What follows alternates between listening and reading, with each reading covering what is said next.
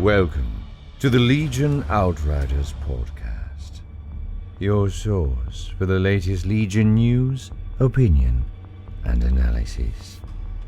And now, the Outriders.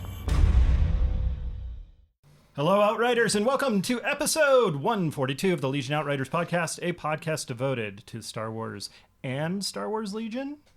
I guess I put a question mark there this time. Anyways, I am Outrider Matt, and with me today is Outrider Dan and the Indomitable, the Incomparable. No, it's not LJ, but it's probably Keegan. Hey, how's it going, bud? Hey, guys. Great to be back. Always a pleasure to come hang out with you two. The incredible Mr. Keegan has joined us today to share his insights. We only mentioned it, 6 times last episode that he should come on. And Yeah. So now that we applied the social pressure. 5 wasn't enough. It had to be 6. It was the 6th time that I slacked or sent you a Discord while in the middle of the episode. I didn't finish the episode to send you the Discord. You made your point. But thank you for making the time, man. Appreciate you. We got a lot of stuff to talk about with your experience in Legion and Nova. Sure. We got some news and updates coming out from the game. Also, the Star Wars universe expands ever so slightly. Slightly. Just a little slightly. A little less than we expected, but that's slightly. A little red articulated droid slightly. Yes. But anyways, Dan, how's it going, dude? Doing good. I mean, we got Grogu and Grogu accessories today. Clean burning, more efficient. Okay. So you're really on that Grogu sales pitch then? Yep. Huh? Nice. I don't think people need it. It sells itself. I was about to say, it's sold enough for Disney. Yeah. Last episode we talked about D23 as it was going on as we were recording. Yes, and I'm sure we got a landslide of information since then. We have some pebbles information. Oh. Keegan, do you watch the D23s ever? I don't actually watch. I didn't watch the programs. I watched the news coming out of them with rapt attention. I can't even count to 23. I'll say you're still out in California, so you're closer to Disneyland than I am. I grew up in LA, of course, so I was always a big Parks fan. But is it a proximity thing? Sometimes it is. I have had a years long delay now with aspirations to go to Disneyland with the kids that has been interrupted year over year. So one of these years we'll get down there. But I'm still one of the sad souls who's not yet been to Galaxy's Edge. Oh my! I keep forgetting that's a thing, and I feel so bad for you. Honestly, though, I think it might be in your favor because they're getting better as time goes on. We did it last year when they had first opened up again, and it was not the same experience. Yeah. Okay. We had a park hopper we had to use. We went out last month, and that was a much better experience. So hopefully, by the time you go, cool. Yep. they'll be ready to roll out the red carpet and take you up to Walt's special apartment and. Wow. Whatever happens there. This all of a sudden started sounding a lot worse. It sounded really good. Now it's worse. Everything I said was factual, just said in a kind of sinister way, I guess. But anyways. I'm sure it will be a magical time. I will be consulting with you both for when I do pull the trigger on getting down there, just to understand how the whole park hopper etc. thing works in whatever current state it's in. So you give them all your money. Yeah, basically. Yeah, it's the end. It's one step. Install Genie Plus on your phone and. Yeah, that's just all the money's gone. Your bank account details. So it's Legion with an Aspity site. Yes, that's it. I don't remember needing to fill out a credit report every time I went through the turnstiles, but they get that off your irises. Anyways. Well, actually, related to that, not announced at D23, but afterwards they did say that Magic Bands are finally coming to Disneyland. Oh boy! And fall of this year, so that Batu Bounty Hunters, drain your phone from walking around Galaxy's Edge without doing anything that's actually fun. I mean, you're looking through the augmented reality thing, and you're looking for shapes of people behind doors. Yeah, you're totally creeping on people. Yeah, that's like Bad Tooth Bounty creeping. Yeah, I didn't need to see a Trandoshan taking a shower, but now I have. I'm glad you went with shower, not somewhere else. No, it's a But anyway. tasteful like silk screen kind of thing. It's just kind of in silhouette, but I'm pretty sure you know we what's actually going saw on. that in the new show. Oh yeah. So on that topic, yes. Although they did have lots of promotional material for Andor D23, first 3 episodes are out as of recording. I've heard that they've already named the second season. It's going to be either or. Wow, just killed the vibe in the room. Oh man, I know I said I was going to be here for the full episode, but But wow, look at my wrist. It's I time to hear go. someone calling me. Hopefully it's St. Peter, but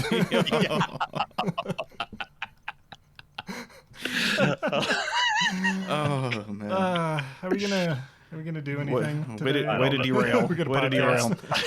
Oh, so you guys like I made slow burn Okay. What? the Andor. Oh, yeah. Yeah. How about it? But I mean, What? it's been very slow burn lately, but it's been good. Yeah. It's showing Oh, that. okay. Showing that You're back on not. topic. I see. Yeah, I'm trying to be. This is the Hail Mary. We're going to get back on topic. We're going to risk spoilers for the brand new show. We're going to get back on topic. Slow burn is a good. I've been saying I love great spy thrillers too, and this is just such a marriage of Star Wars, world expanding Star Wars, lived in Star Wars, and spy thriller style that I'm excited to keep watching. Yeah, without saying anything, from the opening chord of the splash screen, it was, and then that first scene, I was like, they're doing a thing that I love. I hope they do some more of that thing that I love, but Yeah. It's good to see a ground level view of just normal people in Star Wars. It's not, Just not people. Jedi. It's not, Yep. galaxy spanning, leading, everyone in charge of everything. It's honest just to the normal God, people. blue collar, Yeah. rebel spies, Exactly. just doing spy things. With a little dose of Space Amsterdam. I to get very keep it fresh. very Blade Runner. Yeah. Well, that was the thing I loved. Yeah. I was trying to talk around it, but okay, Yeah. Blade Runner, yes. If you haven't seen it, go watch it. We haven't spoiled anything past the first 90 seconds, so Seriously, that was. If the entire show had been like that, I would have been absolutely fine with it. But I still need to see episode 3. I've only seen the first 2, so I'm slacking. Yeah. awesome. But other trailers shown off of D23. Of course, we did have the full Andor trailer, but we've already watched all the episodes, so we're good. The Mando Season 3 trailer, which we talked about last episode, which to our best ability to check, it's the same as the one shown at Celebration. But Tales of the Jedi. That looked good. Oh yeah. Do all Both of Jedis those. have tails? So, at least one of them in this story does. Yes. Head tails, technically. What was That the old counts. inspector guy that was in the Clone Wars?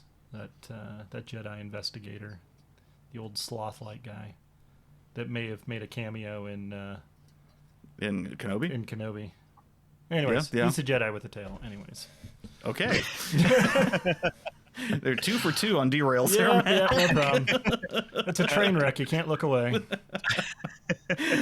But yeah, 6-episode miniseries. All episodes are going to drop at the same time, so we don't have to part them out like Oh, Andor really? will. Yep. Wow. All 6 episodes. 3 of them about Ahsoka, and 3 of them about a young Count Dooku and baby Padawan. Oh yeah, this one. I Baby was Padawan thinking- Qui-Gon. Yes, that's pretty exciting stuff. Yeah, I'm really looking forward to this one. I've low key. They've done some stuff with Dooku earlier on in the like novels and whatnot, or the like audio operas or whatever they called them. And I really have liked how they fleshed him out as a character, how he kind of grew into the disillusionment and landed on being the Sith Lord. So I I'm mean, it's excited for something more we of can it. all identify with, right? Exactly. Yeah, absolutely. And then Ahsoka's one I of see my myself favorites in as his well. story. Yeah. But yeah, the first episode was really nice because we got to see it at the Oh, yeah, that's right. You did get to see. Yeah. Was it an Ahsoka one or really? a Dooku It was one? it was an Ahsoka one. Oh, okay. And Okay. we did get a couple of little scenes of the other stuff, and Dave said they will not all be feel good. There will be some horrible things happening to people. So, if you like your Star Wars a little darker, a little edgier, yeah, some good stuff coming your way. I'm gonna guess it's the Dooku ones. Well, all 6 episodes will be dropping October 26th. That's real soon. Yep. Nice. And we got the Bad Patch Season 2 release date finally confirmed for January 4th, so that got bumped back because Andor got bumped back. Oh, Okay. So it'll be into early next year, which unfortunately, and this wasn't confirmed or anything, but I think this is going to lead into possibly Mando Season 3 getting bumped back, because it was originally supposed to come out early 23. And now if this is dropping in January and it has 16 episodes, that means it's going to roll like every week until like April. Oh, wow. Damn. Yeah, I kind of want to rip They'll the arms probably off do like of 3 openers somebody or now. something. Yeah, I mean, they may do a couple. The opening week will be a couple episodes to kind of cut back on that. But if they do once weekly, that means the last episode will come out the week after Star Wars Celebration in London next year. Which I know you were trying to hop a plane over to that. Man, the best laid plans. We'll see. But we also got a photo of Jude Law and Skeleton Crew. He was looking good. Oh yeah. Yep. Yeah. Right It was on. the photo was kind of funny. It was him being smirky, smarmy, and 3 of the little eye stalk that pops out of Jabba's door in Return of the Jedi. Ochoa Pinky. Yep. So 3 of those are basically pointed at his head, and he's like, "Hey." Hey, this is fine. Otherwise, it's still a series we don't have a lot of information on. I'm No. surprised they're just rolling through and doing it, but not giving us a lot on it. Star think we can all Wars, agree Jude that- Law. What else do you need? Yeah. Yeah, Jude Law is a good enough looking man. He deserves 3 different interrogation eyeballs. So, That's right. That's exactly why. Why not more? I like to imagine the camera that's taking the pictures also one. So yeah.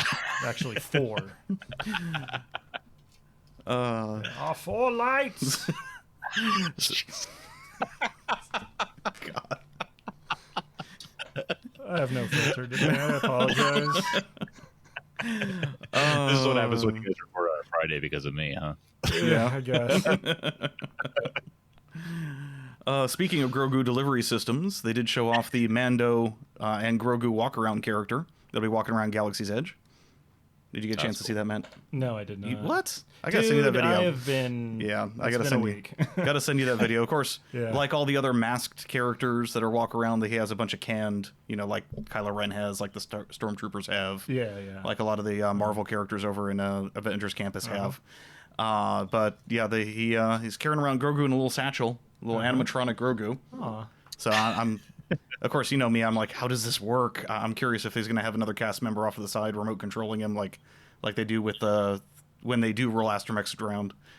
Oh yeah. You always look in the crowd, find the guy with the backpack and his hands like in his Yeah. hoodie pocket up front, like Yeah. controlling everything. Blending in. Yep. But I mean, it was of course appropriately cute and adorable, and it's going to be a big hit when they actually do land. Are you gonna do like was it Ted Lasso? Who's that guy? It was the Jason Storm. Sudeikis. You're just gonna run Oh, up yeah, and punch him in the head. Now run up and grab the baby. Yeah. Although it's probably just going to get my an God. upper torso with a bunch of wires coming off the bottom of it. You find out that those laser cannons are quite operational. The one thing that surprised me, they said he's not going to start walking around Galaxy's Edge until November. So it's like you've got the outfit, you've got everything set up. Why wait so long? Quality control. Test it Apparently, out. that Spider-Man bot just absolutely biffed it and that, scarred a whole that one bunch time. of children. So they're working out the kinks before that poor video baby was- Grogu's head explodes and kids end up in therapy. pulls an exorcist and just Yeah. gets Who knows? Maybe that's how they act normally. We don't know. I'm no xenobiologist. Oh man, I even got off track here. Okay.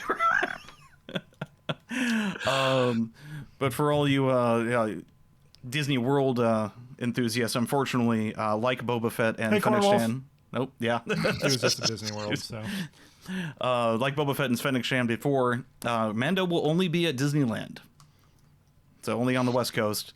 I mean, the general consensus, of course, Disney hasn't said why, but the general consensus is due to the Galactic Star Cruiser out there, they don't want to break any immersion of the story they're trying to build there. So when there's excursions from the Galactic Star Cruiser, they don't want to see like, wait, why is Mando here? That doesn't fit the timeline. If that's the reason, then that's really dumb. It is, because those excursions are scheduled every other day, so you can just do it on the other days that people aren't there. So it's like, All right.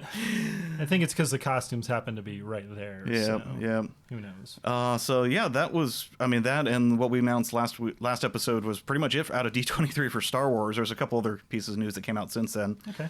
Unfortunately, or I mean, depending on how much you like the director, Rogue Squadron just was unceremoniously and not even mentioned, but it was removed from all production and release schedules. I am in very sad Lucasfilm. about that.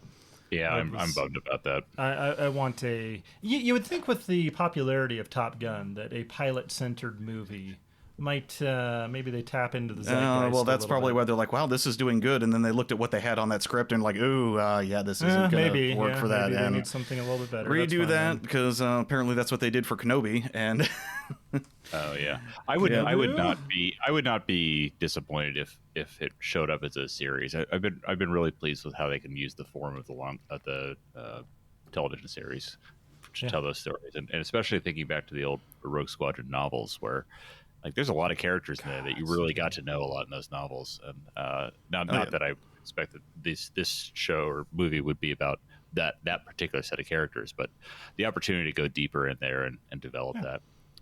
We can learn about Commander Yubnub. Yeah. And if you think about it, like, your baseline, bar to clear is Pensacola Wings of Gold from the 90s. So if you can do better than that, you're probably doing okay.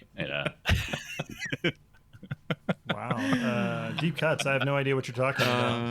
I'm gonna think it's you're a better man for it, trust me. Oh, okay. a swamp-focused Iron Eagle kind of thing, or I think it worse. Yeah. Oh, wow. Pensacola, All right. yeah. Yeah. It's unfortunately, that's just makes me sad though that we don't have any major, at least that we know details of or expected release dates of Star Wars films, like in the pipeline. We've got Taika Waititi's movie, which we still don't know a title or date or anything on, and then Rian Johnson's trilogy is technically still on the Let's go. on the plate. But, Come on. I actually that hasn't been just officially watched, canceled. I just rewatched Last Jedi again, and I'm a big fan. So Yes, Keegan. Yes, you are, because you are a good person with happy feelings. Dan. And we've lost half of our listenership. That's But fine. anyway. What? The other one? The other one, yeah. Oh, wait, yeah, no. Keegan's on the show, so I guess we don't have anyone. Yeah, so don't act surprised. All right. And you had to pick one side. You invited me on the show. That settles it a bit. oh, and the last bit of news I have here is Tales from Galaxy's Edge Enhanced Edition. Yep, that VR game. It's coming to the 6 people that have a PlayStation VR 2, because that's only on the PlayStation's PS5. pretty big, but Well, it's a VR2. It's a sucks. specific headset on the PS5, which has been notoriously hard to get a hold of. So, oh, good. yeah. Did you play the game- Oculus version or no? Because you have your heads. Yeah, I do, but I don't have that. Oh, okay. I had played- Vader Immortals. Yeah, I played the Vader Immortals, and I played a few levels of Tales from Galaxy's Edge, and it was more I don't have a good space to actually do VR than anything else. Yes. I really enjoyed when I was in it. I really enjoyed it. I don't know. Last time I tried to fire up the Vader Immortal, I got really bad vertigo. So I was like, yeah, let me put really? this down for a little bit. And then I haven't gone back. But I need to finish my damn Squadrons game. I'm on the last mission for like the last year. So I miss Squadrons. I did a real so fun in VR. midlife crisis purchase of a VR capable PC, and actually you can see it behind me. That's a gaming chair and like an Air Force seat style thing. Ooh, look at you. It was the pandemic. I turned 40. That was the pandemic depression talking, and It was 100% that. But the game was awesome. I remember I told my wife when the first time I played that game, and I took it in full stick and throttle mode in VR. I'm like, look up over my head in an A-wing or X-wing cockpit. I told my wife, this is the game and experience that I craved, I dreamed of when I was 13 playing X-Wing on an old Mac computer. And so I think they did a fantastic job with that. I just haven't gotten set up for it. And then you get to that one mission you had to do a dozen times to get past it, and then you're like, Yeah, I'm over yeah. the experience now. I just want to finish this. But anyway, That's where you did the quick save, cheating, where you're like save, reload, save, Wait, reload, what? save, reload. Oh, You never damn did it. that? You started from the beginning the whole time. Yes! That's why it's taking me a year to finish the last mission. Anyways, I'm going to finish the rest of the intro. Okay. Because before we get started, we'd like to take a second to thank our patrons to make recording and publishing the show possible. If you'd like to support the show, head on over to patreon.com/Legion Outriders. On today's show was all that stuff we just said, plus this.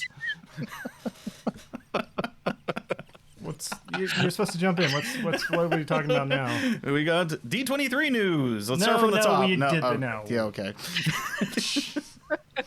Anyway, Well, projects abound. Yeah.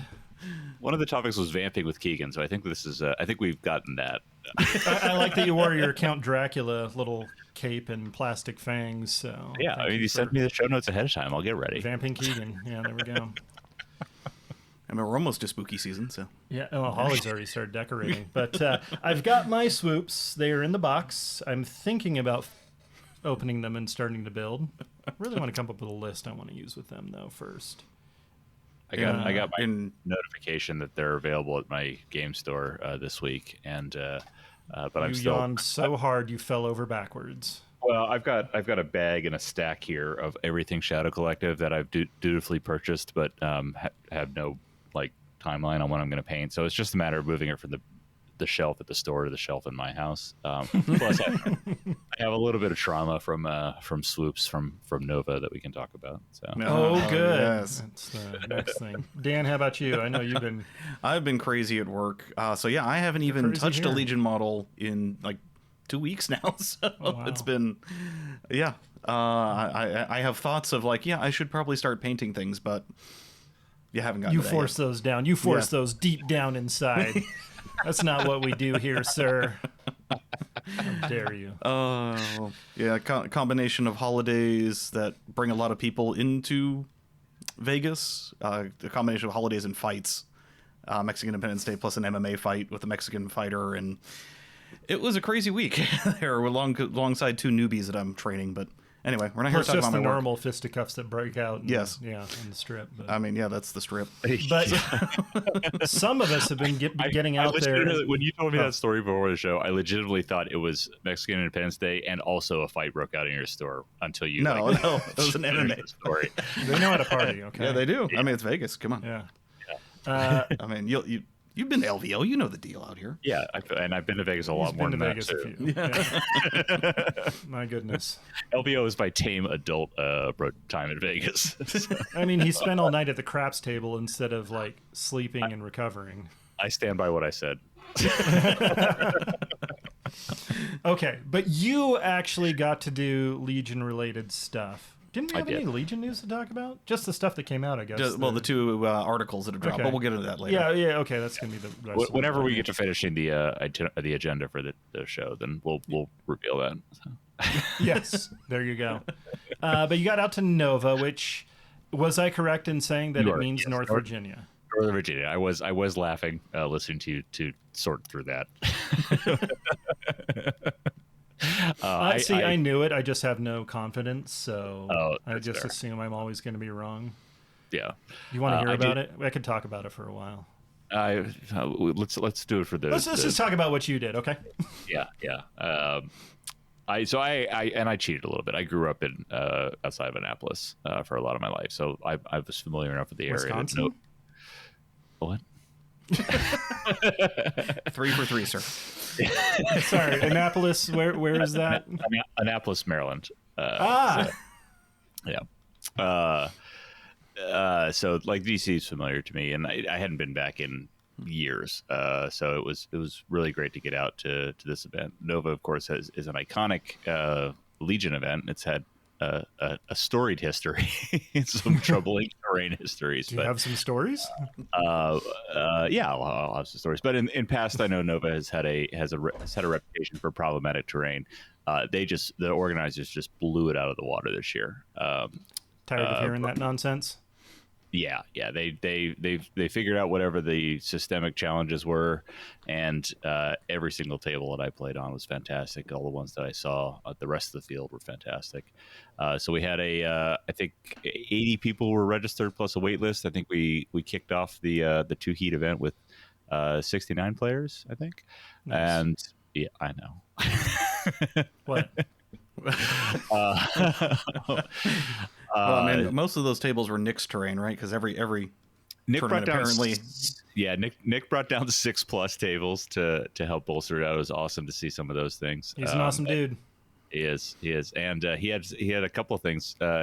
He's got some of our new. He helped us paint up some copies of the new lights that we were selling on 6-Up, and so seeing those like glowing and pulsing on the tables was fantastic.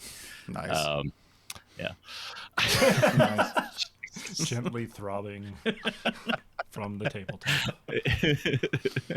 Warm to cool. Cool to warm. But yeah, Imperial Terrain, John Brader, God, I hope I got that name right, was the TO and just stacked up a bunch of stuff. So it was great. 2 heats, Friday heat, Saturday heat. I signed up for the Saturday heat. I was planning on traveling on Thursday, but I also planned for something going wrong, so I signed up for Saturday. But I made it out there. It was great to hang out with a bunch of folks, see what was going on, and have a relaxed adaptation day, and then dove into it on Saturday. And I was playing my Anakin Padme triple barks list that I've talked about here and many other places. As is tradition. As is tradition, that's right. It turns out if you play basically the same list for over a year, you actually start to get okay at it, I guess. And so had a really solid. I went into detail. I won't go through all of the matches in full detail. I went into detail in the last episode of Legion 99, but I ended up landing 3-0 on day 1, which was really, really satisfying because I played against some tough opponents, including at least one person who'd beaten me at LVO in 2020, and pulled it out. Got in there for the top 8, and it was especially exciting because at the end of the day, Saturday, we knew who the top 8 were going to be, and we knew that 4 of those people already had invites to Worlds, and there were 4 invites available. So they were able to make the decision and announce that they were going to pass them down, and so every single person who needed an invite, who was in top 8, got one. So after many years of playing the game the very wrong way to try to get a world invite, I am now a proud owner of a world invite. So hooray! That's awesome, dude. Yeah. So planning the trip out to Chicago in March, and looking forward to that. That's how I got to do it now: is find the event with the most people with world invites in there. Yeah, and then trickle down Legion economics. I get it. Is that illegal? So I'm sure yeah. there's. I'm sure there's because they're still accepting the pre-pandemic Legion invites into this next one. I'm assuming. So I'm sure there's enough of them floating around out there that so I'm sure somebody's dropping that little because it was like a cardboard coaster or something. Yep. Yeah, it still is. Everything still has 2020 on all the products. Hey, Keegan, if you need a caddy out there, somebody to carry your tray around from table to table, you let me know. Makes it. I barely drop things. May I suggest the speed too, sir? The what? That would be. He's saying the other thing that caddy does, which actually recommending the club. Right. Okay, the speed. Oh, okay, I get you now. Thank you. It's funnier when you explain it. There's a as all good jokes are. Okay. There's actually a phenomenal opportunity for at minimum a good skit, if not an actual concept of a Legion caddy. Yeah. We'll have to explore this on the Outriders Legion 99 back channel. Let's see if I can 3D print one of those drink trays, like R2D2. Oh yeah, rolls around an it, R2D2 drink tray, or you didn't pick one up when you were in Galaxy's Edge, the droid builder. I kept asking. No, Drake's been kind of retrofitting one of those official Camtono containers, originally an ice cream maker, now an actual functional storage thing, to be he's got it rigged with like smoke machine and lights and a kyber crystal inside, and then when it folds out open, it's going to be a display tray for stuff at our event. So you'll see that. Oh, that's cool. So just like the Disney Wish and your $5,000 drink. Exactly. Yeah. There you go. Yeah. You can. Yeah, So you just go coming buy soon. one of those. Something from 6 Up Supply for $5,000. Yeah. Don't just choose it off the shelf. I don't care. Just give me $5,000. That's fine. Yeah. Just laser lights going, fog effects. It's a rave and a Camtomo. Yeah. Camtono? Whatever. Yeah. So I'm excited to get that Ice cream out there. maker. Ice cream maker, exactly. Anyways, day 2, I made a very conscious effort after. I mean, you mentioned my LVO nighttime activities. Very conscious effort to go to sleep at a reasonable time, knowing I was going for top 8 against a very stacked field. We had Kyle Dornbos from Notorious Scoundrels, Evan, Mike Dashes, the gentleman I played first, Corey from Inglorious Blasters, which is a delightfully punny new podcast name out of the Northeast, and a handful of others. And so I played. I ended up playing 2 Blizzard Force lists on that day, but it was sandwiched in between them was Evan's. It just insane. We called it Mad Raccoon Furry Road because we actually developed the list on a Legion 99 podcast before Nova.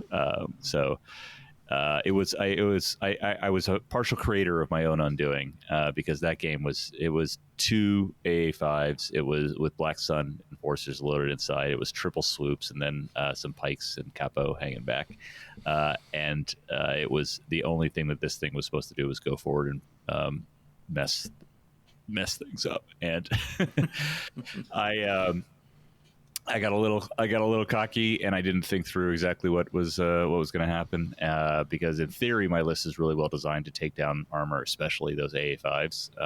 I've had some glorious Anakin saber throw fire support with an RPS that goes from full health to almost nothing or nothing on those things in the past. But I failed on a couple of different counts. One, I didn't recognize that I'd be a lot stronger on breakthrough, and I instead went with bombing run. And turns out jousting against those 3 swoops when they can also drop bombs on my barks and they can overrun my barks was a bad idea. Wow.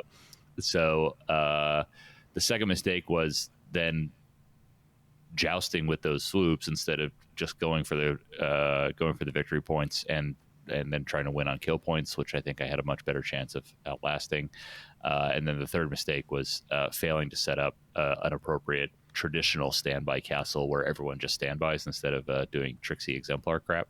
And so as he reckless driver quad moved a bus from start into my lines, I only got a single RPS standby shot off on him instead of everything shooting. So Wow. back foot in a lot of ways. And he dropped a bomb with that bus, which did 3 wounds on Anakin amongst all the other suppression it put out. So had a lot of fun. Evan is just a fantastic guy and opponent, and it was great to finally get to play against him. And I did, and he talked about this on his cast. I did. The game was lost for me from very early as a result of this. He got all 3 of his bombs in. My barks got destroyed right outside of my deployment zone, so my bombs were sitting there, and I kept playing. And Evan, we talked about this afterwards, and he shared, like I said on the 5th Trooper, he's like, I couldn't figure out why he was still playing. I was like, he's lost. Why is he still playing? And he figured out a turn too soon, or a turn just in time for him. That the only way for me to win was to table him, and he was just getting greedy, like bringing his pikes in from the back to try to pick up those bombs, my bombs, and score and stuff. And he figured out just the time to throw the pikes into the healthy bus and just back it away. So, wow, man, what a wow. Yeah, so I handily lost that game, but I one thing that I absolutely learned, and I learned it strongly on my game 2, my first day. There's a lot of times in Legion where we can feel that like the odds just are heavily swing early in one player's favor. Oh yeah. But there are so many situations where just sticking to it and looking for mistakes, trying to create mistake opportunities to exploit it, can swing it back. And Yeah. I finished that game 2 on day 1 with it was either 3 models or 3 units left on the board. Anakin, Padme, and I don't know, it was 3 models. It was Anakin, Padme, and a single bark. And I won it on points because I focused on the objective, and I played the objective, and I focused on getting the kill points that I needed for the expensive ones. So it was Wow. That's the tenacity lesson to take away from all of it. So and then we were playing Swiss, 3 rounds of Swiss instead of just like the traditional single elimination cut, which was nice because I flew across the country, so it's always nice to get 6 games guaranteed. Yeah. Let me get my games in. Yeah. So I played Evan in a traditional. It would have been a traditional top 4 game, but it was all Swiss. So I ended up, and then I lost against Evan. Then I lost against my second Blizzard Force opponent, an 11 activation Veers quad bike. Man after my heart.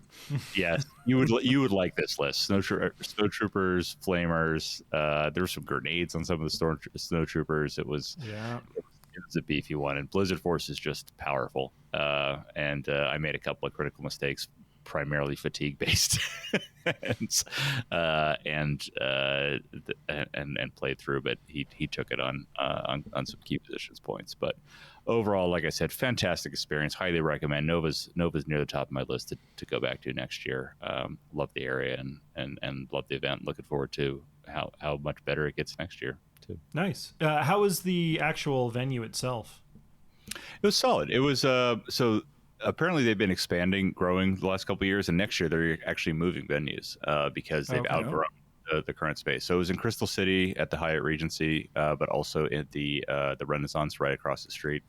Ironically, I was staying in the Renaissance. I could get to the venue, and especially the Legion section of the venue, going all the way down the elevator, out of my hotel, across the street, into another hotel, and down multiple escalators, far faster than I've ever gotten to a Legion event staying in the same hotel in Vegas. Nice. But yeah, it was good. I think they're moving to the Washington Hilton next year because so they can be all in one space. That's a little more up towards the Adams Morgan and DuPont Circle area. So, how would you rate the cost for flying out there, staying? Like, is it as bad as San Diego or Vegas? Well, I mean, for me, the flight cost was probably on the higher end relative to those, because I can get a San Diego flight from the Bay Area for That's fair, yeah. Just over $100 round trip. Vegas not too much different, but it was reasonable. Southwest, I flew out of Oakland, landed in Washington National, which was awesome. I could see the hotel from the runway. It's all right there. It was. I think it was a normal, high-profile Legion event. I probably spent a little over $1,000 on all in on that stuff. Okay. I'm pretentious though. Flights, I don't hotel. like to get roommates. So yeah, I like to have my own space. I understand that. Yeah, I've got 6-year-old twins. I need if I can have a room to myself for once. Because that one time you stayed with Dan, he was just kicking you all night. Mm-hmm. Yeah. Oh, I was trying to snuggle, but that's why I was kicking. We'll leave who was the little spoon as a mystery. But anyway. But yeah, highly recommend. I mean, DC is not a cheap city, but it's a good. That's what I was thinking. Yeah, it's a good event, and yeah, I'm looking forward to getting out there again. So. Nice. Well, thank you for your eye on the ground there, bud. It's always great to talk to you. We're going to take a short break, and we're going to be back to talk about Dinig. What's this? It says Dinig. Some Grogu delivery systems. Oh, yes. Okay, I got you. All right, Grogu. All yes. right, okay, you had me. All right, we'll be right back. Hey guys, Matt here to tell you about our friends over at 6up Supply. If you're like me and don't have access to your own 3D printers, 6up Supply has you covered with a whole suite of printing services to bring those awesome files to life. The Outriders are proud to be partnered with 6up, and you could find special themed terrain, gear, and tokens with a big discount for Patreon members in the Outrider Central section of the website. And that's not all. You can also get terrain bases, game supplies, tools, LED kits, and more. Stuff is being added all the time. So stop by the number 6upsupply.com and use coupon code OUTRIDER to save 10% on your next order, and let them help you up your game. You are receiving the Legion Outriders podcast.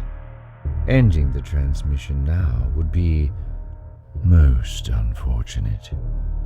And now, the Outriders.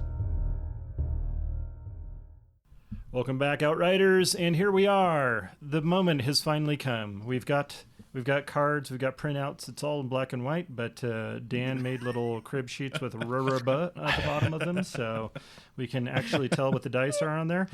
Keegan is rejoining us again, so he can get his hot takes on all this stuff. Hey, I've only got a laser printer. Okay, the podcast hasn't been able to pay for a color printer. What are we made of money? I remember when laser was the high-tech printer. Oh, poor laser. But yeah, we've got cards. A lot of people. We got articles. We've got articles. So more of LJ's glorious writing. Yay, LJ! Now that we can start a trend, hey LJ, I know you're listening. You should come on the cast. He's a very busy man. He's probably not. I'm still right here, Dan. Yeah. What have you done for us lately? I'm still on the show. We should really get one with like all four of us, and then we would just never even get to anything. No, Yeah. I'd be here, trying to futilely get us back on track. We'll get John on there too. Oh God. Oh yeah. You want to completely disrupt. There we go. Yeah. And I think for that one, just the show notes document is just your logo at the top. Don't even bother writing anything else. You're just gonna frustrate yourself, Dan. Yeah, it'll just be sports talk. Honestly, I'll just be sitting there, kind of. This is a bad idea. Okay, but anyways, we've got DIN, we've got IGs, we've got cards, we've got all sorts of stuff. We've seen some of it. We have seen some of it, mainly the main unit cards, and we've gotten verbal readings of the command cards on streams. But now we've actually got pictures. Yay, pictures! Makes it better. I like pictures. So I don't think we need to recap Din's card. Go every listen list, to the last episode. Yeah, Or every list just builder Google it real fast. Yeah, every list builder out there has to. So it's all good. But what they didn't show yet was the Beskar Spear. Yeah, we knew it was coming, but we didn't know what it was. Yeah. So Arsenal upgrade card, 15 points. Melee, red, black. You gain Duelist. Hey, so that's solid. 15 points. Yeah, that's super solid. Yeah, I mean it's that plus since he's got Arsenal and the Vibro Knife built in, red, black, lethal 1, Duelist. Because I think Duelist, you can, if you spend the token for lethal, you still get the Duelist, even though you're not rerolling. It takes two, because lethal and Duelist happen at two different steps. Thanks. So there was, I've got the song stuck in my head now. It takes two. Yeah. Well, all right. For those counting home, that's number 4. There's even worse songs to get stuck in your head. I'll try to come up with something organically here. Get some Sister Sledge in there. Yeah, there you go. Worst case scenario, I'll just go with the old. Remember when they called Luke and Sabine Jump? Or the crisscross thing, or was that? Oh yeah, that's right. They called it crisscross because of the jump. Yeah. That's beautiful. I think LJ clarified this on the forum rulings. Also, I guess now is not a terrible time to say there are some less than clear interactions in some of these things, command cards and all the other things. And but the LJ has been on top of a lot of forum responses. So for anyone who has questions about how something works, if it feels weird, I always encourage check the AMG forums. So, There you That's go. what That's happens good. That's when- good out. Right That's what there. happens when you release an Amban rifle that literally breaks every combat rule in the game. Well, that seems pretty straightforward. Find the rule and then break it. You're done. yeah, I mean every card breaks a rule. This This is true. The man speaks truth, Daniel. Plus, I think people are really forgetting how 75% of the time it only works 75% of the time actually can really fail you when you want it to. Yes. So. 75% of the time, You're- 100% of the time. Yeah. Okay. Let's get to that Yep. point. But There you yes, I'm with the yeah. Beskar Spear though, really cool with Arsenal 2, Very and cool. with enough aims on a guy who has tactical and independent aim 1 and dodge 1, and I don't know any other way to take an aim. I think he'll have plenty of aims for a 2 red 3 black potentially piercing 2 melee attack. So, He aims to please. Yeah. yeah.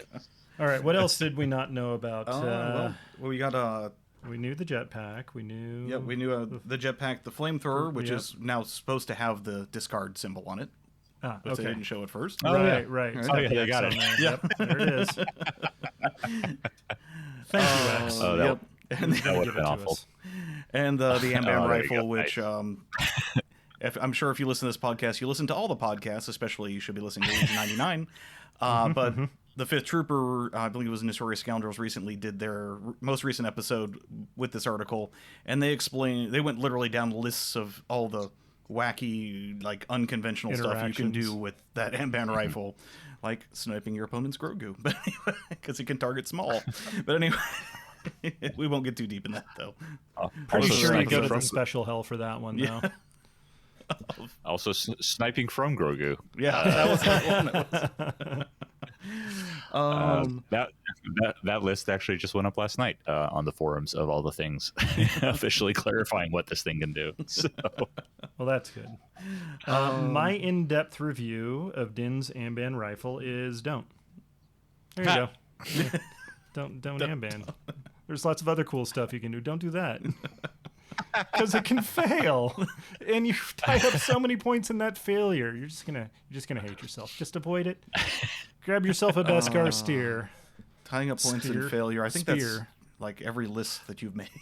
Shh. oh, I'm sorry. That was Wow. bad. That was bad. Wow. That was bad. I'm sorry. If I had feelings. New position open. That's what LJ needs to come on for. Let's keep- Hey, It's a see, different guy. enough. It's fine. I don't Okay, know. we've gotten so off track. I even forgot if they showed these command cards before. So let's go through some Let's go command through cards. some command cards. How about that? we saw whistling birds before. We did see, yeah, that's right. Yep. But the one pip of this is the way. Do you know the way? Yes, I'm gonna bring up memes from like 5 years ago? Thank you. All right. one pip. Din only. Din gains 1 dodge token and relentless. So hey, look, a command card without 3 paragraphs of text. This is great. Straightforward. Does the thing what it says, and I like it. With that tactical relentless, that's just move, get the 2 aims, dump it into both the lethal and the duelist, and go to town. Very nice. Pretty straightforward. Yep. Relentless is a great keyword, especially with someone with tactical, like you said. And I mean, it's a great keyword on anyone.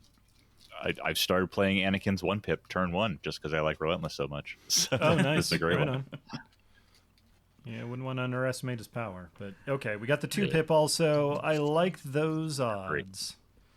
This is a Din Djarin.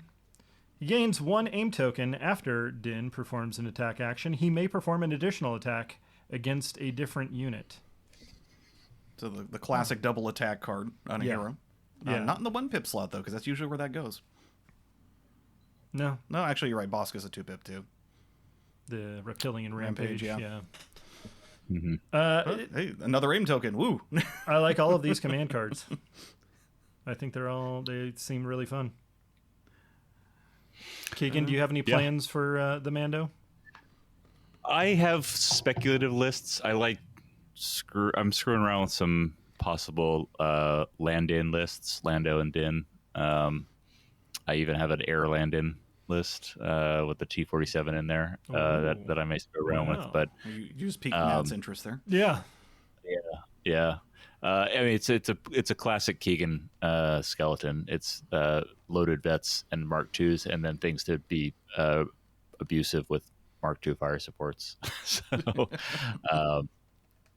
I lean towards, when I look at this stuff, I'm actually I'm team Beskar Spear as well. I'm excited to just like take Din and just like plant him in melee and multiple melees and just be doing that grossness. And while I think the rifle's got a great melee power to it, I think the just that duelist stuff, the dice pool's too good to not get Pierce 2 on that thing in melee, not worrying about cover or any of that stuff. So not only that, the immune pierce just to counter any potential lightsaber wielders coming at you.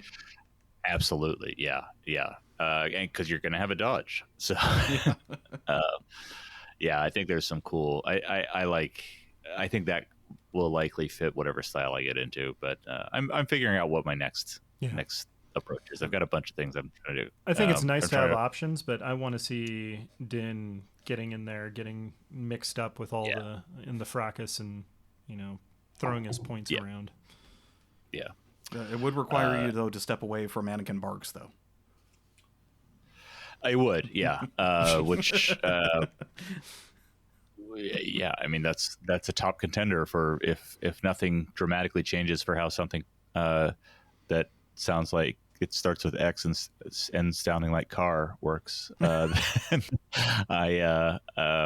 it's just that's a top contender for familiarity and for everything else taken into Worlds. But I'm looking at Yoda as well, because there's a little bit of zeitgeist out there that says, oh, only Anakin Padme can make Gar successful, which triggers my go tilt at windows instinct to I'll find something else. But speaking of little green men, we did get a fourth command card out of this pack. Yes, the hand thing, which this is the best command card title ever. Everybody knows the hand thing. Yeah. But some unique interactions. We haven't seen something like this before. Yeah, this is completely breaks the mold of what is traditionally a command card. It's a 2-pip. It's for Grogu, so it's along the lines of K2 and ID10, and getting the counterparts command card. Why don't we have a C-3PO command card yet? Because nobody puts him in charge or would listen to him. I mean, have you seen the movies? The Ewoks do. What's his command card going to be? Oh, I bet you didn't recognize me because of my red arm. I'm calling it now. Ewok Battle Force will have a C-3PO command card. Oh, but I did hear the Stabcasters speculating on a C-3PO command card around the Ewoks that does something like powerful and like that, but you have to suffer through an hour and a half of Ryan Slawowski battle reports to get to it. So God, I don't know about that. Somebody got a highlight reel for it, maybe, or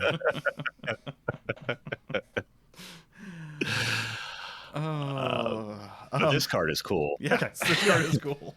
So it's 2-pip. The hand thing Grogu does not give an order to anyone. It's literally just dash. Yeah.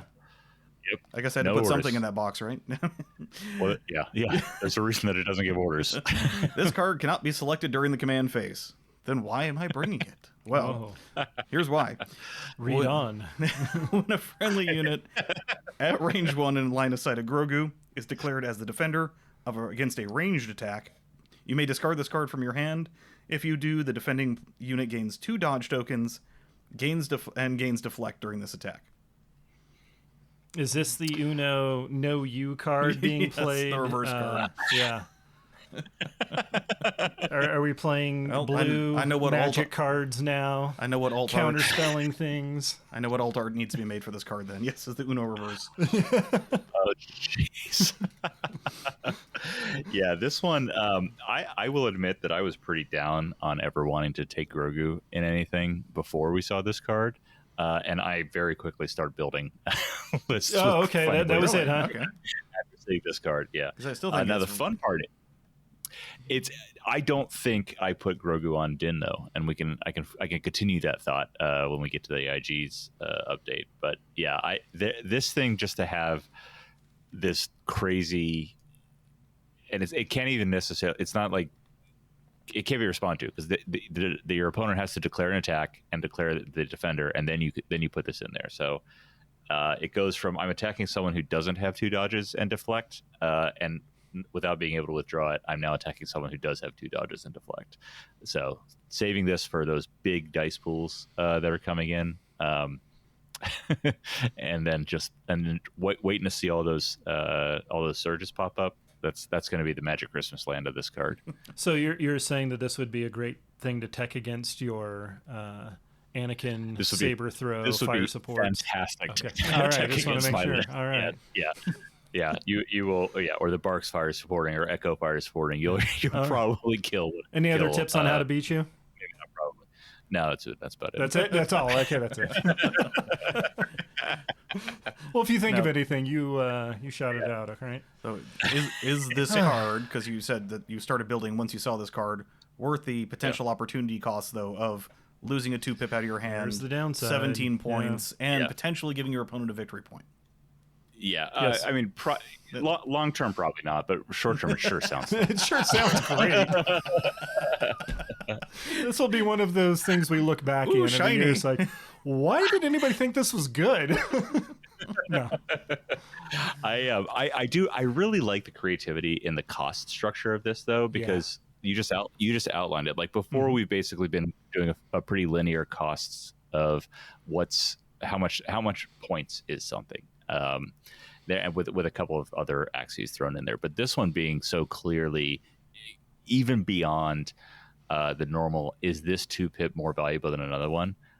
Is this 2-pip plus the fact I'm only going to have 5 command cards to actually spend more valuable than other stuff is really fun math. So definitely not always worth it. It's not something that's auto fit anywhere, but I think when built for it, I'm excited to see what might happen with this. So.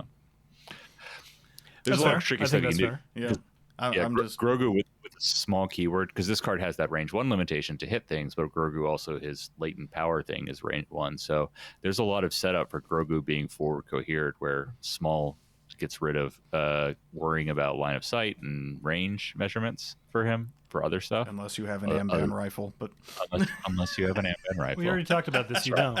So that's all right. We're not going to see many of those. No, that's fine. But yeah, I think this fits into like Rebel style of play, which is goofy synergies, playing the objectives and outlasting, even with like 2 models left, than some others. Yeah, that's what I'm thinking.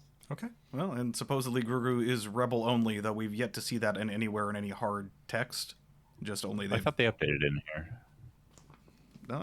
Yep. Yeah, they fixed it. They put a little Rebel icon in the gray dot in the article. Oh, in the article. Oh, you must have an old article picture. Oh, yeah, no, because I pulled some of this reference from some list builders. Okay. Oh yeah, Cool. Well, that's good to know. Yeah. Okay. Yeah.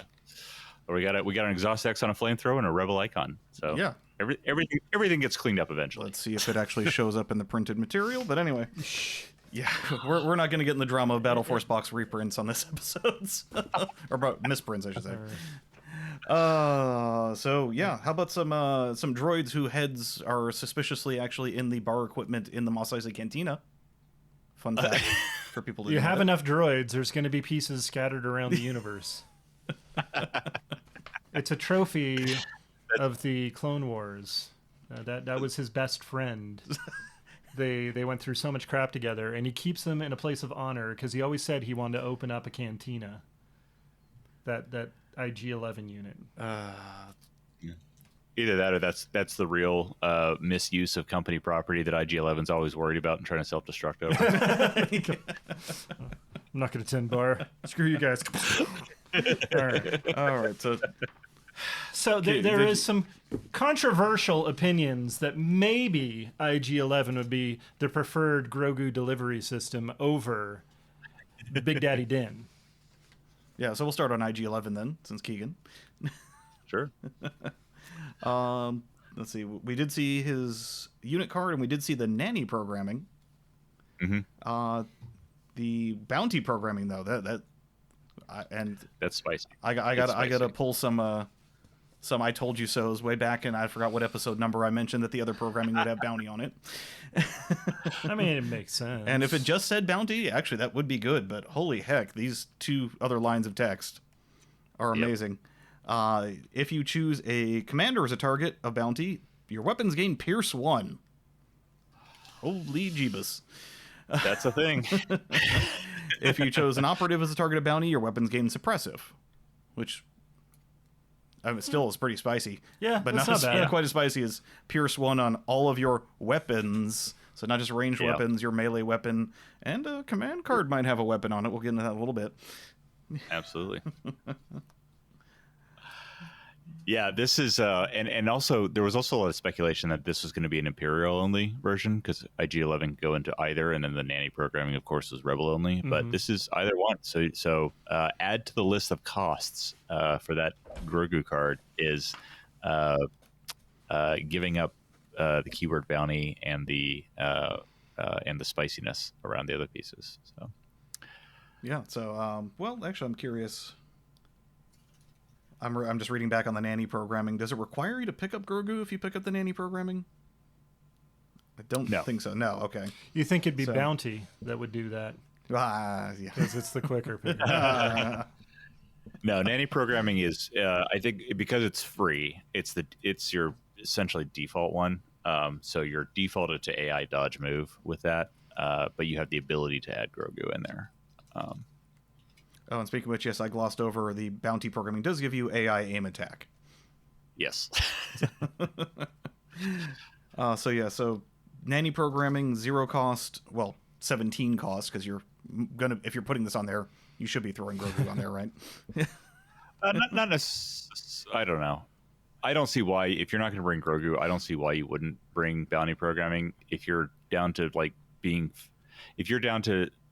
being so slim on points that you need 5 points and to do nanny programming instead of bounty programming, you're doing something else wrong with the list, probably. Maybe you want a nimble, agile IG unit that gets the dodge move options. Yeah. But no, that would be wrong. You would be incorrect if that was the case. I'm sure there's some use cases. Yeah. Your mileage may vary. Okay, have we seen these cards yet? The command cards? These were ones that some of them were verbally told to us on the screen. Okay. But we have not actually seen the actual text because they were told to us verbatim.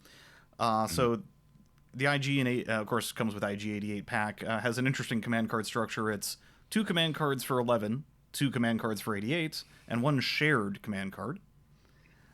So the IG-11 gets the 1 pip and a 3 pip for himself. So the 1 pip Mechanical Carnage. I love the titles of all these. Yeah, there's some good ones here. They really nailed those. IG-11 loses Gunslinger. First time IG-11 declares an attack action during his activation. Instead of attacking normally, he performs 1 attack against each enemy unit at range 2.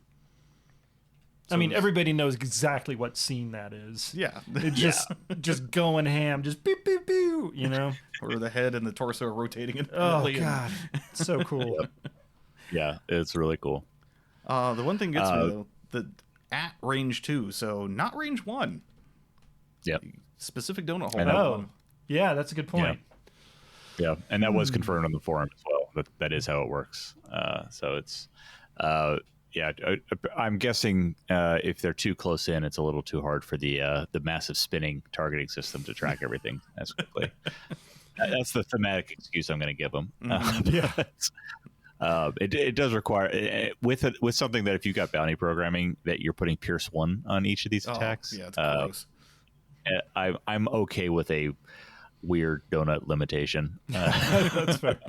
It's going to be telegraphed pretty hard. It's like, he's measuring. Oh, no. Okay. Yeah. Let me guess what's coming up next. That's where you just put this. And then Han Solo says, haha, put that back. Oh. You've been playing a lot of Han lately, actually. I've gotten a couple games in. I'm liking old Han. Mibuki. So yeah, lots of murdery. Just don't bury IG too deep in your opponent's lines. I guess you just got to make sure you hold that range man at range 2. Unless. Well, yeah, I guess. What else is IG-11 famous for? His 3-pip of anti-capture protocols. IG-11 only when building a command hand. If your army includes IG-11, this card must be included. So I think this is the first mandatory command card. Yeah. At least rules mandatory. Other than the downside cards. The standing flaws. orders. No. The I think you said the flaws. the flaws. Flaws. Yeah, Oh, okay. That's what I meant. At the end of IG-11's activation, if he has 3 or more wounds, he performs an attack with the following weapon. So if you got 3 or more wounds, you're throwing this down. It's Blast, Impact 3, Suppressive, and of course my black and white copy. I didn't get the exact colors. I believe that's all red, or no? 3 red, 2 black. 3 red, 2 black. 3 red, 2 black. And this is 5 red would be amazing. But it's I've seen some confusion on this online too. That icon, that is the self-destruct icon. oh, is that what that is? Yes. So it's only so far used on the spider droids. I thought that was the 0 range one for a little Yeah, that's the confusion. Everyone thinks that's the melee. bit. Yeah. So it's like, okay, I'm only hitting everyone with an explosive that I'm touching. That's a lot less impactful. It's very intense, but very small. Yes. no, it's impact 3. But of course, with your bounty programming on there, this also gets Pierce. Right. Damn, dude, this guy's pretty good. Yeah. I was speculatively list building earlier, and I built a list that I had IG-11 and K2SO in it, and I realized that I could have 2-3 pips where all of my droids die on their own accord if I wanted to. But alas, I still have not been able to find a justification to bring K2's Guardian 4 Death card. What would L337 think of you, sir? Yeah, she's probably right.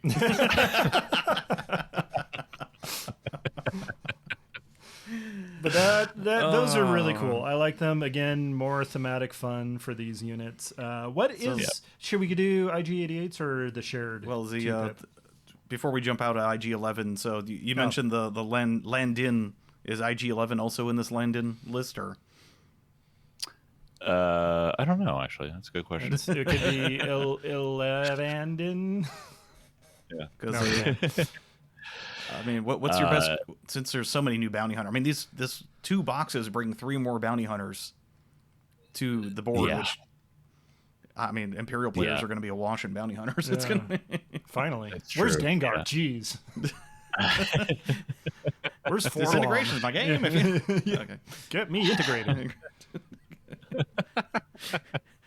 I'd have to pull it up. I feel like not. I do have a Lando double bounty list. Oh.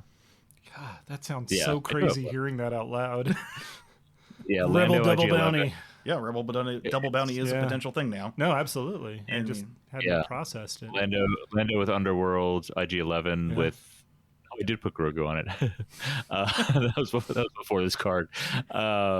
The Din with the Beskar, and then Vets with their heavy and uplink comms. 2 of them, 2 of the Mark IIs, and then 3 Rebel snipers. And the only reason I know I'm not going to play that is because I only have 2 Rebel snipers, and I'm not buying a 3rd one.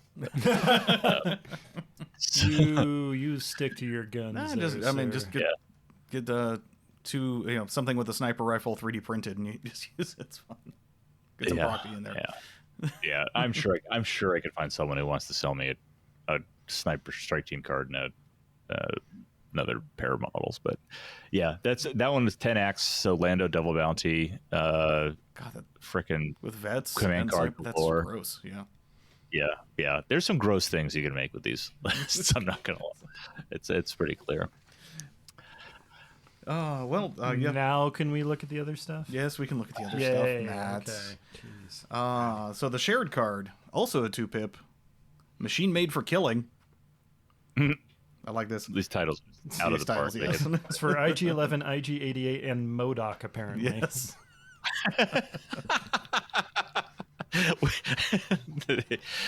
We knew that we were going to have an MCP crossover at some point. There it is. So 2-pip IG-11 or IG-88 is to drop the command on. You must nominate IG-11 or an IG-88. The nominated IG-11 or IG-88 gains 1 aim token, demoralize 3, and steady. So yeah, that's Wow. Seems good. that's just really good.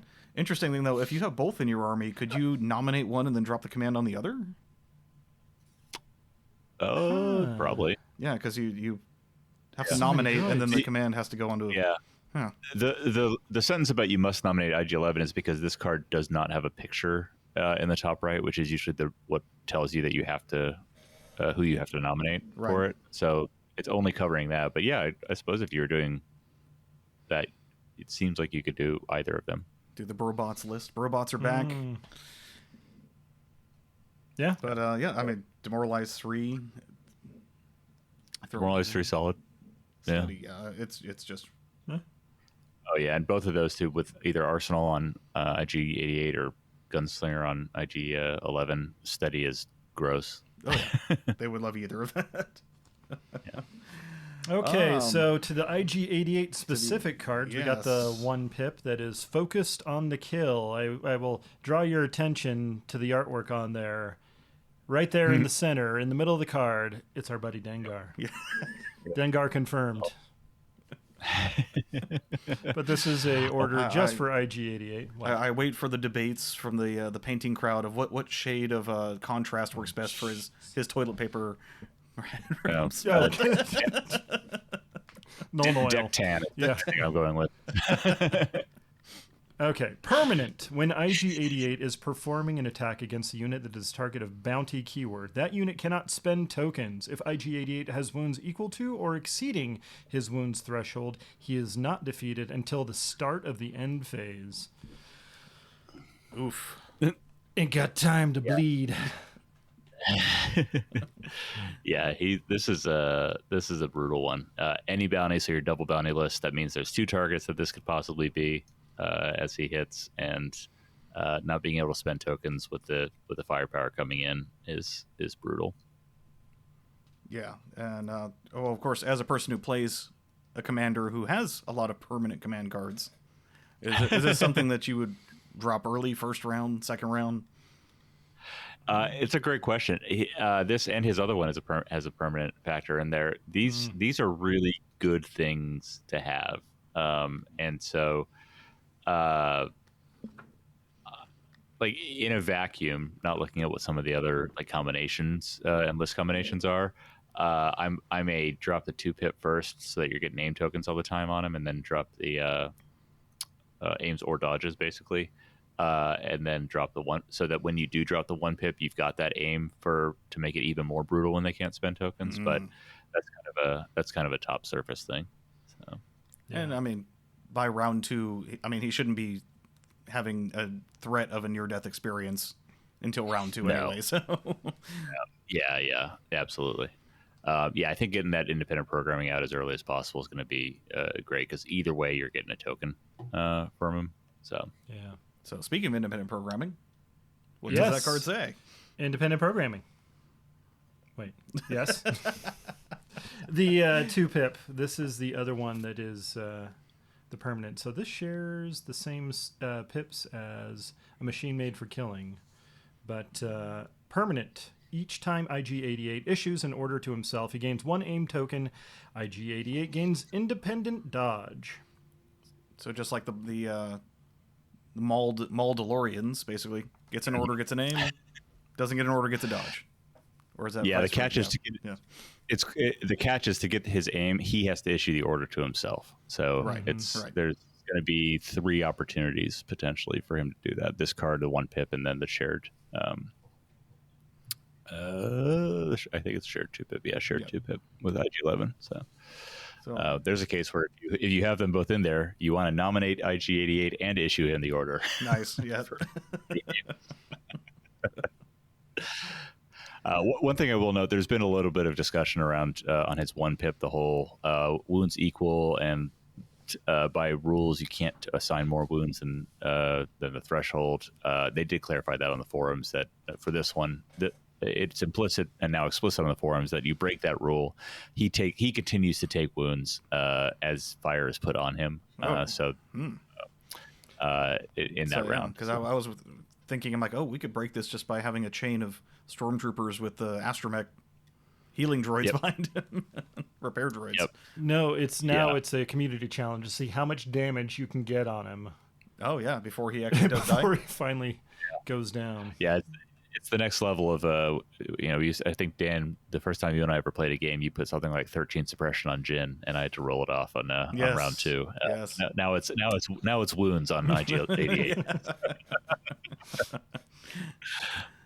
Nice. So there's some really, really fun stuff in here, and I think I'm going to go fire up one of those list building programs because I want the things. And I mean, at least in theory, IGs are going to be easy to paint. Just metallic wash, boom. Like, so that should get out on the table real quick. It's going to be how much rust effects do you want? Oh yeah, true. So these are going to be out in October, right? Yes. Okay. So both Din and IGs are going to be out in October. And I'm a horrible podcaster because I did not write down the exact date in front of me, but I know it's like mid-October. So I'll pull it up. You guys vamp. Okay, yeah. Well, because it was actually announced for the SoCal Open, they're like, yes, they're going to allow these. Oh yeah, because it's the same week or the week right before. I think it's the week after. Or week after. Yeah, it's the right 23rd. Yeah. So I think these are coming out like the week or two before, but they're going to allow them. Which is go for it. Awesome. Yeah. And above and beyond that, I think Lance said that they those guys are working with the store. I think it's the week of. It looks like 10/21 on as many. Oh wow. Okay, so quick, go build and paint. They're going to work with the local store if you order through to actually deliver to the site. Nice. To for SoCal. Yeah, I think it's Addie's Games for SoCal Open. I think that's one of the I'm pretty sure that's where Lance and those guys play a lot. I feel like there's another store down there as well, but I'm sure that they're working with that as well. Anyone going to SoCal, bring extra plastic glue with you so you can build that, or bring some extra bottles you can sell to people that don't prepare. Wow. Right? Hey, business War opportunity. Profiteering. Yes. Okay. I finally, after many events, I finally learned the hard way at Nova. I'm to start carrying small tubes of super glue with me on these things because 2 or 3 times I looked down, I was like, oh, that base without anything on it looks like how I base my minis, and I snapped a flight stand for an ARC trooper, and I snapped a bark off the base. And I had to do some emergency repairs. The ARC trooper just stayed as half of a flight stand on a base, backed up by a silhouette for the rest of the weekend, but I got the bark back on. Nice. Yeah. You mentioned SoCal, and I completely blanked on earlier. Did we talk about PAX? We didn't talk about PAX. No, we did not. Yes. So please talk about PAX. Yeah, my illustrious co-host Nick Bodnar is hosting, and he hates this title because he didn't make it, and we did. The Nick Bodnar Open at PAX Unplugged in Philadelphia the first weekend of December. Tickets are still available. In fact, he's got you don't actually have to buy a ticket to the Legion event. Just get yourself a PAX badge and register with them on that. The registration's currently TTO, but I think it's shifting with TTO shutting down at the end of October. Wait, what? More. You didn't hear Seriously, about that? I did not hear about that. Yeah. Oh no. Oh, okay. Oh yeah, this is a whole segment. All right, we're going another half an hour, guys. Buckle up. No. TTO announced. Where was I when it was announced? I was actually I was at Lone Star when that announcement came out. So they're going to shut down end of October. There are a few other options out there, and we have heard from Jay at the 5th Trooper on Notorious Scoundrels that something is in the works. So I for one am breathing easy about a smooth transition. But that's a thing to be thinking about. But yeah, PAX will run on whatever is next. Registrations are going to be available. Like I said, it's just the PAX badge. Philly, great venue. PAX Unplugged is iconic, and they're looking to expand. They've given Nick pretty much free reign. Right now he's programmed for 64, but they've told him if he gets more signups, he gets more floor space. So that's awesome. Because I'm pretty sure those Penny Arcade guys play Legion also. They've Oh, had did they him in really? the comics Oh, a few times. I've seen a couple Yeah. of comics. Yeah, they're So they're that's I'm doing a lot of passive aggressive turn negative one stuff to lay the groundwork to go out before I make the full turn negative one push for it. But I have my ticket. I've got my hotel booked. I just need to get that ready. So would love to see everyone out there, and would love to just pump those numbers up. There's great. there's tons of great prize support. In fact, there's a commitment from there are actually world tickets to Adepticon on the line.